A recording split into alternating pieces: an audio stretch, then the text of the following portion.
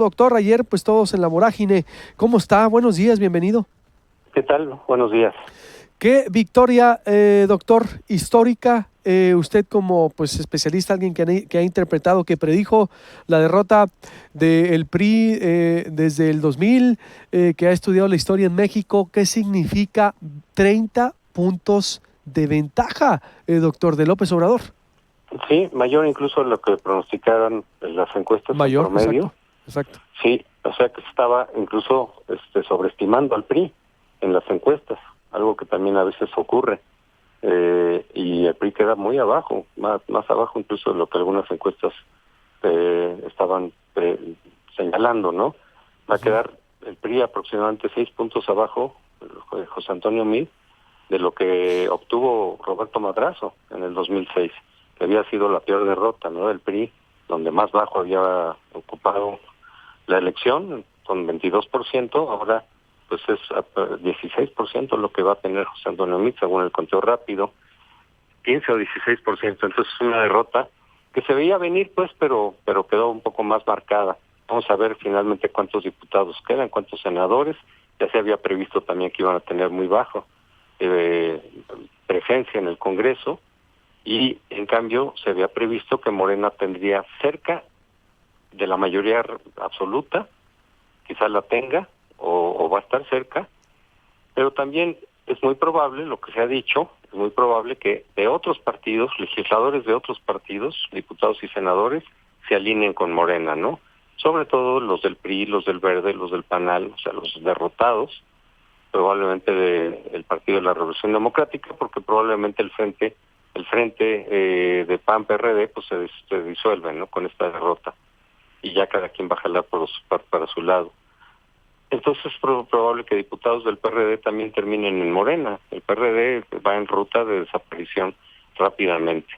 Pero el PRI también, el PRI en un proceso más lento, más tardado, pues es probable que muchas organizaciones, lo que hemos dicho, pero ahora con este resultado pues es todavía más probable que ocurra eso. Organizaciones, militantes, sindicatos van a irse pasando a Morena. Y es probable que diputados y senadores del PRI, algunos por lo menos, pues empiecen a orbitar con Morena también. Entonces, López Obrador va a tener probablemente un control del Congreso que le pueda dar incluso mayoría calificada, o sea, la capacidad de cambiar la Constitución. No formalmente los partidos que formaron su coalición, sino con los que se le van a sumar o los que se le van a alinear de muchos otros partidos. Por lo que veo, esta reconfiguración de fuerzas a nivel nacional, doctor, primero, y antes de venir a lo que viene, ¿a qué le debe usted? Ya lo hemos analizado ciertamente, pero era antes de que se confirmara este diluvio. Ya no fue, yo creo que de la ola a tsunami ahora le pasamos a un diluvio, doctor. Claro. Es decir, Sí. es un voto de castigo, porque aquí en Sonora, doctor, ojo los datos que le voy a dar, una tierra priista o que donde existía el bipartidismo, pensábamos que iba a ser una especie de muro de contención o iba a estar peleada. Morena está aventajando en el Senado, está aventajando en la alcaldía de Hermosillo con el más del 60% de las actas computadas. Digo, no sé si sea reversible esto ya en tendencias de los PREP locales. Está con una mayoría en el Congreso local como nunca en los tiempos del PRI en los 80, tal vez 20 diputados de 21 distritos. Es decir, a ver, es un mensaje. ¿Qué significa esto, doctor? Un mensaje de castigo a toda la clase política y de decir un repudio total al PRI, al peñanietismo, la corrupción. ¿Cómo podemos interpretarlo? No a toda la clase política, a las que formalmente han gobernado, porque la clase política también es Morena, y lo ha sido desde hace mucho tiempo. No es un partido ciudadano, no son independientes. Si López Obrador fuera un candidato independiente, sí sacaríamos la conclusión, como ocurrió con el Bronco en Nuevo León hace 2 años, de que era un castigo a toda la clase política, a toda la partidocracia. No, aquí es a los que estaban gobernando, a los que gobernaron estos 18 años, decepcionaron. El PAN dejó mucho que desear, dejó mucho que no cumplió de lo que había dicho, nos dejó Calderón el legado de la violencia, y luego pues el PRI se le dio la otra oportunidad, cuando en 2012 todavía mucha gente no consideraba que López Obrador debería de gobernar, frente a la opción y que el PAN había ya caído muy bajo, que no había cumplido nada frente a la opción del López Obrador y el PRI, pues la mayoría de la gente optó por darle una oportunidad más al PRI, un poco con la idea de que podría contener la violencia, porque se asumía que el PRI había podido controlar y administrar el problema del narcotráfico en los años previos, que al PAN se le había soltado, se le había rebasado, se le había salido del control la cuestión de la violencia y el narco, y que el PRI lo iba a poder administrar otra vez, lo iba a poder controlar. Esa era la expectativa, me imagino que fue una de las razones poderosas del triunfo de Peña Nieto. Y nada, pues tampoco lo logró, tampoco lo hizo, siguió igual la cosa, y entonces ahora viene un castigo, y además la corrupción del PRI, ¿no?, enorme, de este gobierno, donde no se hizo nada para detener a los gobernadores, donde la corrupción fue rampante por todos lados, y entonces eso es un castigo tanto al PRI como al PAN, porque ya no convencieron, porque López Obrador les genera una esperanza enorme de que las cosas van a cambiar radicalmente, de que viene una cuarta transformación. No está ofreciendo López Obrador un mejor gobierno, está ofreciendo una renovación, una regeneración radical del país, una cuarta transformación, una cuarta revolución de las tres que hemos llevado, y en esa se van a cumplir todo lo que no se pudo cumplir en las otras tres, todo lo que ha quedado pendiente con la independencia, la reforma y la revolución mexicana, ahora se van a cumplir acá. Eso es lo que ha ofrecido, es lo que ofrece. Y la gente quiere esperanza, y la gente quiere que el país cambie radicalmente, que el país se convierta en otra cosa distinta de lo que ha sido hasta ahora en toda su historia. Entonces es la combinación de la decepción, el enojo, el hartazgo con el PRI y el PAN, con la generación de una esperanza total y absoluta de cambio y regeneración del país en todos los términos, en todos los niveles. Es lo que ofrece el observador, ayer lo ratifica, en todos sus discursos lo ha ratificado, y la gente está dispuesta, o estuvo dispuesta, a creerlo y a comprarle esa oferta. Entonces eso explica en buena parte este resultado. Sin duda. El discurso de ayer, doctor, ¿cómo lo vio? Un discurso conciliador, un discurso que, pues, diferente, un discurso que no estridente, ya un discurso de presidente, ¿no? Desde antes, porque ya, digo, hay los elementos hay las versiones de que el observador ya sabía lo que iba a pasar. Por eso en el Estadio Azteca también no fue un discurso beligerante, no fue un discurso amenazador, fue un discurso ya de toma de posesión en el Estadio Azteca. Ya sabía López Obrador que se iba a pasar, ya le habían dicho de Los Pinos que no se preocupara, que se iba a reconocer su triunfo. Obviamente en Los Pinos ya sabían, por sus encuestas también de Los Pinos, que no se dieron a publicar, pero que se conocen entre los encuestadores y demás, que con 30,000 encuestados, 30,000, no 1,500, no 1,200, 30,000, los resultados eran los que se dieron ayer, justamente los que habían pronosticado algunas de las encuestas, con una gran distancia, por lo menos 20 a 25%, salió 30%, que algunas encuestas sí lo habían puesto así, con una distancia muy grande, pero Los Pinos ya lo sabían, y entonces pues ya habían, como quien dice, entrado en comunicación, decir, no se preocupen, se va a ganar, se le va a reconocer. El discurso de Peña Nieto ayer estaba obviamente preparado desde hace mucho tiempo, y por eso López Obrador en las últimas semanas ya tenía un discurso más conciliador, más tranquilo, más de gobierno, ¿sí? No de todavía de alguien que está compitiendo y que todo eso, sino ya de gobierno. Entonces, pues sí, ya hace rato que ya traía ese discurso, ¿no? Algunas semanas. No toda la campaña, obviamente, pero sí algunas semanas ya, que traía ese discurso conciliador, más tranquilo, y sigue insistiendo, digamos, y reforzando su oferta de gobierno y de cambio de régimen. Sí, un discurso exacto que dice la renovación de la clase política. Se puede, haciendo un paralelismo con la historia, doctor, que ciertamente todos los presidentes pues empiezan con un bono democrático muy grande, es decir, y con un discurso de esperanza. A lo mejor Fox fracasó, digo, al año, no sé, se olvidó, se puso a noviar en Los Pinos, no sé, se convirtió en todo lo que no hacía, pero hoy la vara está muy alta, doctor. Yo veo a un López Obrador convencido, seguro de lo que habla, además creo que no le queda otra, no nos queda de otra, que ¿usted cree que vaya a cumplir lo que dice? Pues no, porque es una utopía. A lo mejor se avanza en alguna medida, ¿no? Ojalá que se avance lo más que se pueda, pero lo que él está ofreciendo es inalcanzable absolutamente. Pero es justamente todo, como se decía, la cuarta transformación, es todo lo que nos ha quedado pendiente en las otras tres revoluciones, aquí se va a cumplir. Se acaba la pobreza, crecemos al 6%, se erradica la corrupción al 100%. Eso lo ha dicho él, no lo estoy diciendo yo. Lo ratificó ayer, ¿no? No es que se disminuya la corrupción, es que se va a desterrar por completo. Algo que no ha pasado en ningún país, porque aún en los países escandinavos, en donde López Obrador, insiste, muchas veces ha dicho, lo dijo también otra vez en el Estadio Azteca, que los países escandinavos han llegado a donde han llegado, pues México, ¿por qué no? Bueno, hay muchas respuestas a esa pregunta, pero él insiste en que sí podemos hacerlo, y obviamente eso es como un poco muy difícil de lograr, ¿no? Menos en 6 años, pues los suecos y los noruegos se tardan un siglo. Aquí en 6 años va a estar difícil hacerlo, pero él ha insistido en que sí, que eso se va a poner todas las bases para llegar a eso rápidamente, desterrar la corrupción, resolver la violencia y muchas de las razones lo veíamos en las redes, en las discusiones, de decir, claro que vamos a votar por López Obrador porque ya estamos hartos de la violencia de Calderón y de Peña Nieto. La cosa es saber si las fórmulas que va a utilizar López Obrador resultan eficaces.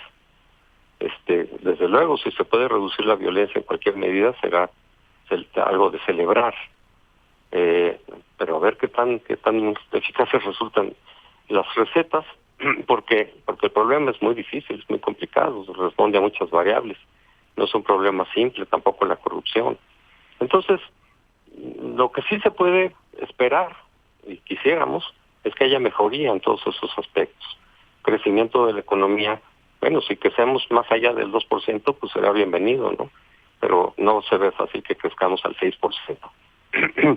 Entonces, sí, la vara está muy alta porque López Obrador se la puso muy alta. Es lo que ha venido ofreciendo desde hace mucho tiempo en sus libros, en sus discursos, en todo su proyecto. Es la vara altísima que él mismo se ha puesto y que la gente estuvo dispuesta a creer.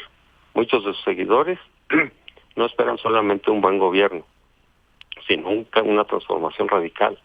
Algo que no pasó, por cierto, en la capital, porque en la capital no es que haya habido un mal gobierno o que haya sido desastroso, no, pero no se resolvieron los problemas de la capital, o sea, no fue un cambio de fondo radical, una transformación ya definitiva, que es la que ofrece para el país. Bueno, pues cuando terminó López Obrador, con diferente balance de que si subió la inversión, si bajó, ya vimos durante la campaña cómo se manejaban las cifras, ¿no? Cómo se leían las cifras de una u otra manera. Pero la ciudad no resolvió sus problemas, ¿eh? La corrupción ahí sigue, y sigue la delincuencia, y siguen muchos problemas de la ciudad. Entonces, sin embargo, le está ofreciendo que al país sí lo va a cambiar, no solo con un buen gobierno, sino ya una transformación radical y definitiva del país, que es la cuarta transformación. Eso es, la cuarta transformación no es un buen gobierno, es una transformación definitiva, radical y profunda del país, y el cumplimiento de todas las expectativas de las otras tres revoluciones que quedaron pendientes. Pues claro que la vara está altísima, él la puso altísima, y a mí me da la impresión de que él cree que sí se puede. O sea, no estoy diciendo que sea un discurso demagógico en el sentido que voy a engañar a la gente para que voten por mí y yo ya sé que esto no se va a poder cumplir. No, yo veo que está muy convencido de que sí se puede todo eso. ¿Qué sí va qué bueno que lo intente, ¿no? O sea, que exacto. Lo intente, pero hay que saber con qué medios, porque aquí los medios cuentan muchísimo. Si yo voy a conseguir esto y esto y esto, bueno, pues intentémoslo, ¿no? Por lo menos. Totalmente. ¿Cómo lo vas a hacer? Pues con esto y esto y esto, pues, y ahí es donde los expertos dicen, pues sí, pero eso no está perfectamente claro. Uh-huh. Lo que de alguna manera, doctor, vamos a decirlo, se pudiera hacer, ¿qué sería? Es decir, a ver, ¿cómo o qué sí puede hacer entonces López Obrador? ¿A qué le alcanzaría? Porque a mí lo que yo estoy de acuerdo con él, ver que alguien exprese una voluntad, o será que haciendo el contraste de lo que decía Peña Nieto, que la corrupción era cultural, darle un sentido de usos y costumbres, decir, porque somos mexicanos, somos corruptos y ya no hizo nada, pero nada, es porque pues estaba rodeado de cleptócratas en algunos casos, pero por lo menos López Obrador dice, si no roba el presidente, los demás no van a robar. Claro que no se puede acabar esto con una varita mágica. No, así no funciona. Les digo que está muy bien que quien llegue a la presidencia no sea un ratero. Exacto, pero por lo menos tiene, me refiero a la voluntad, doctor, que por lo menos tiene esa voluntad clara, ¿no? Sí. No, eso es una gran ventaja, que haya la voluntad. La cosa es con qué lo instrumentas y además pues, si se puede o no se puede, porque una cosa es la voluntad y otra cosa es que puedas hacer milagros, ¿no? Por mucha voluntad que tengas de hacer milagros, pues, si no tienes la vara mágica no salen. Entonces la voluntad sí la hay, yo no tengo duda que tenga la voluntad de que se acabe la pobreza, de que crezcamos al 6%, que se destierre la corrupción. La cosa es, sí, pero en primer lugar, ¿con qué instrumentos, con qué medios? Segundo, hay veces que ni con esos medios puedes lograr, o sea, estás poniendo realmente unas metas inalcanzables.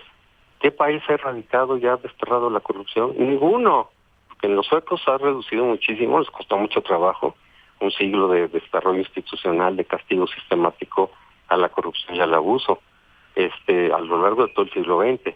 Y sin embargo, hay corrupción, menos que en otros países, desde luego, pero hay corrupción, nada de que se erradicó por completo.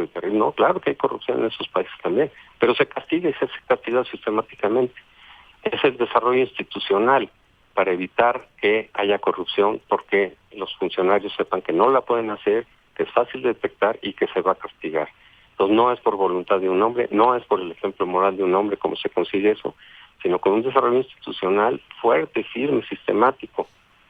Desde luego no ha habido en México ni la voluntad, porque ni Fox quiso combatirla, ni Calderón, mucho menos Peña Nieto, que además la solapó y seguramente incurrió en una buena parte de la corrupción. Ya sabemos lo de la Casa Blanca, pero todo lo demás que está pendiente.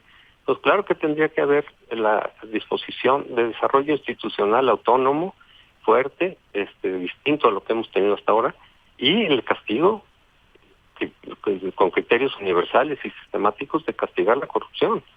Ha dicho que sí, pero por otro lado vienen las amnistías que también anunció como un elemento pragmático para decir precisamente que me dejen ganar, que me reconozcan mi triunfo, que no me pongan las trabas del fraude, etcétera, aunque no era tampoco tan fácil hacer un fraude de esta magnitud, ya lo habíamos platicado. Aunque hubiera una decisión de hacer fraude, pues sí, pero no es nomás de decidir, es que no se puede a esa magnitud, se puede en pequeños niveles, no se puede de esta magnitud. Pero el caso es que sí, él sí mantuvo y creo que lo va a sostener la idea de que borrón y cuenta nueva y empezamos a combatir la corrupción a partir de este sexenio, sin mirar para atrás. A lo mejor habrá algunos casos excepcionales, de que sí llame a cuentas alguno por ahí o algunos miembros del gobierno actual, pero no Peña Nieto, desde luego. Entonces, a ver cómo se logra construir ese combate a la corrupción, pero sí tiene que ser de manera sistemática, a cumplimiento, aplicación de la ley, aplicación de castigos. El ejemplo no basta. El ejemplo puede servir, puede ayudar, desde luego, pero no basta. Uh-huh. Y lo vimos también aquí en la Ciudad de México, ¿no? Tuvo colaboradores que incurrieron en la corrupción.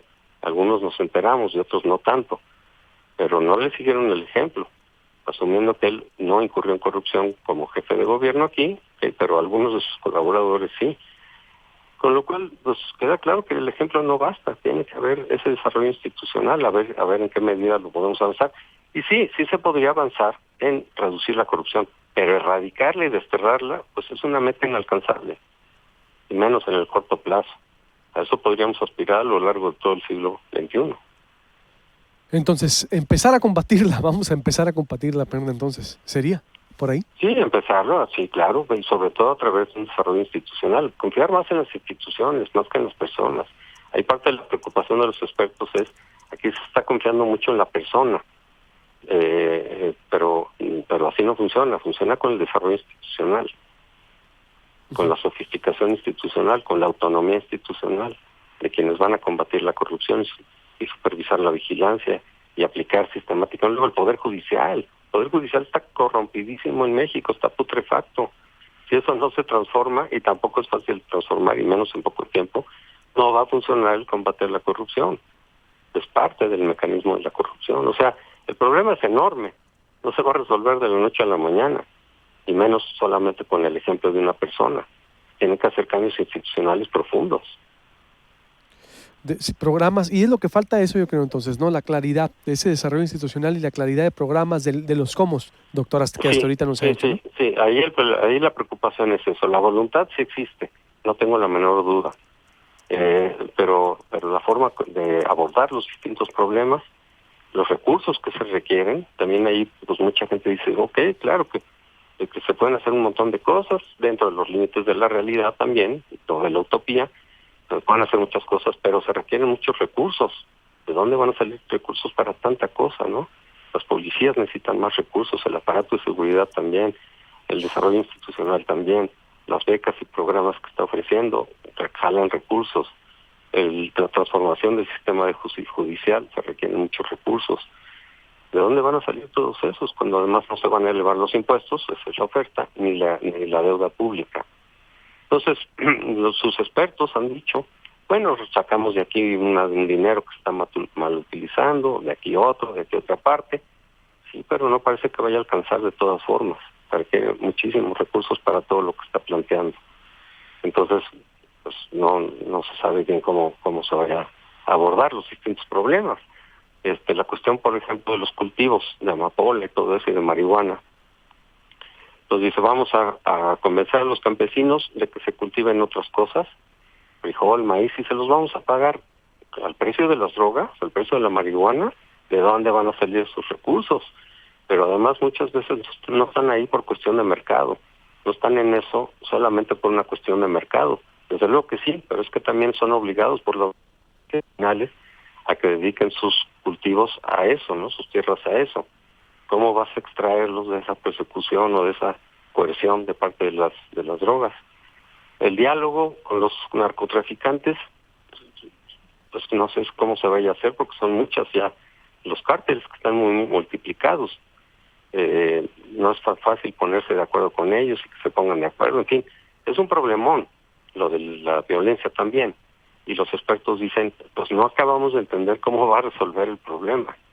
No está nada sencillo. Totalmente, no está nada sencillo, pero pues por lo menos ya hemos iniciado con este cambio No, es un cambio de esperanza. Mira, yo lo que veo aquí es desde luego muchas ventajas. Es una válvula de escape al enojo, al hartazgo, al malestar por la vía pacífica. Esa es una de las ventajas de la democracia. Cuando la gente ya se cansó de un gobierno o de un modelo o de un régimen entero, puede cambiarlo por vía pacífica, como lo vimos ayer. Bueno, pues cambias de gobierno, cambias de partido, a ver qué tanto se logra avanzar en las propuestas, es otra cosa, pero por lo pronto, todo el enojo acumulado, todo el malestar durante todos estos 18 años por lo menos, o más, si se quiere, tienen una, como pasó en el 2000 también, una vía pacífica, civilizada, institucional, de cambio, ¿no? De intentar un cambio. Ya luego si sale o no sale, bueno, pues ni modo, pero por lo menos ya intentaste el cambio, ya viste que se podía hacer o que no, como pasó con Fox, ¿no? Ahí ya el hartazgo era enorme y de no haberse logrado la alternancia en el 2000, se hubieran generado problemas económicos y políticos muy fuertes, incluso la ruptura de la estabilidad. Y ahora también decíamos siempre que el peor escenario era el de un fraude, en donde pudiera repetirse un fraude como el del Estado de México, aunque no lo veíamos viable porque a nivel nacional no era tan fácil hacer ese fraude. Pero el escenario de repetir lo que pasó en el Estado de México el año pasado a nivel nacional hubiera sido terrible en términos de estabilidad, en términos de gobernabilidad, de credibilidad, legitimidad, en todos sentidos. Bueno, pues qué bueno que la democracia sí funcionó a la mera hora para dar paso a una opción distinta, porque muchos obradoristas todos estos años estaban seguros de que no les iban a soltar el poder, igual que también a los foxistas y a mucha gente no pensaban que se podía dar la alternancia en el año 2000. Estaban seguros que les iban a hacer fraude, estaban dudosos de que les iban a reconocer el triunfo y ocurrió en el 2000, ¿no? Por fortuna. Por fortuna me refiero en términos de estabilidad y de cambio democrático. Ya el resultado de Fox fue decepcionante. Y ahora también decían, no, es que a la izquierda no, con una opción de izquierda no lo van a aceptar. Los obradoristas en los últimos días todavía me decían, no, es que no va a pasar, no lo van a soltar, no van a dejar, van a hacer quién sabe qué cosa, pero no van a dejar. No, sí, la democracia sí da para que haya una opción nueva, sí da para una alternancia pacífica hacia la izquierda. Eso lo veníamos sosteniendo desde hace mucho tiempo algunos, y sí se da cuando gane con claridad, no como en el 2012, ¿no? donde ganó Peña con 7 puntos de ventaja. A pesar de las irregularidades que se daban, la ventaja era mucho. Las irregularidades no dan para tanto, el fraude no da para tanto. En 88 sí, pero con todos los cambios institucionales que se han dado desde 88 para acá, ya se han ido acotando un poco el margen de fraude. No que no haya fraudes, sino que se acota su posibilidad y su alcance. Solo cuando las ventajas son muy pequeñas se puede dar un fraude ahí que pueda ser determinante, como pudo haber sido el caso de 2006 o del Estado de México el año pasado. Pero cuando tienes 20 puntos de ventaja, pues ya no es posible, eso lo decíamos. Entonces la democracia a final de cuentas da un paso importante el día de ayer, porque se siente un precedente de que se puede dar una alternancia pacífica, ya no solo una opción neoliberal, digamos, entre el PAN y el PRI, sino también una opción distinta que plantea un modelo diferente y se puede dar y se reconoce el triunfo y se reconoce el traspaso de poder a esa opción distinta. Eso en términos democráticos es muy bueno, es muy sano, es un sano precedente. Ahora, de ahí a que quien llega al poder pueda cumplir todas sus ofertas, pues eso es otra cosa. Totalmente. Pues muy ilustrador, doctor, como siempre, y estaremos muy al pendiente. Digo, esto apenas va empezando. Vamos a analizar y analizar más esto, doctor José Antonio Crespo, y estaremos, por supuesto, apoyándonos con usted. Estamos en contacto, Claro que sí. doctor. Hasta luego. Hasta luego, días. doctor José Antonio Crespo. Hermosillo, voy a hacer un corte, vuelvo con la candidata de Morena que está llevando la delantera, ojo, en Hermosillo. Por primera vez en la historia, en la capital de Sonora,